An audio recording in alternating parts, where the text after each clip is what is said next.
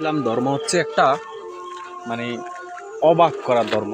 যেমন হচ্ছে বিবিসি নিউজে একটা আজকে প্রতিবেদন দেখলাম যে ইসরায়েলের সহায়তার জন্য মানে ফিলিস্তিন প্রস্তুত, অথচ ফিলিস্তিনিদের কি পরিমাণ এখনো আজকের নিউজে দেখছি যে 56 জন মানুষ মরছে, অথচ তারা হচ্ছে এখন তাদেরকে সহায়তা দেওয়ার জন্য প্রস্তুত, তাদেরকে অফার করছে, মানে প্রস্তাব দিছে।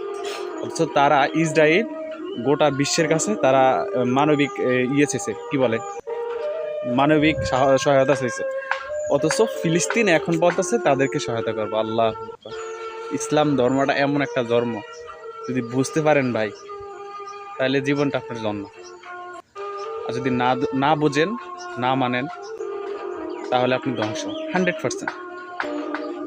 কিছুদিন আগে আমরা চিন্তা করি আমেরিকা কি অবস্থা হয়েছে, সেম ইসরায়েলও হয়েছে। কেন মুসলিম অন্য কোনো দেশে হইতে পারতো না? এটা হইলো তো না।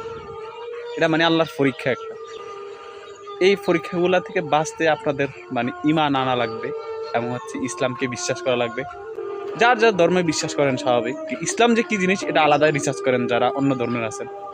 সো সব কিছু বিবেচনা করে এই যে মানবিক যেই কি বলে তাদের মানে ধর্মের যে রীতিমতন চলাফেরা বা হচ্ছে তাদের ধর্মের যেগুলো আছে, বিপদে বন্ধুর পরিচয় দেওয়া, বিপদে এগিয়ে আসা, এটা সেম করতেছে তারা।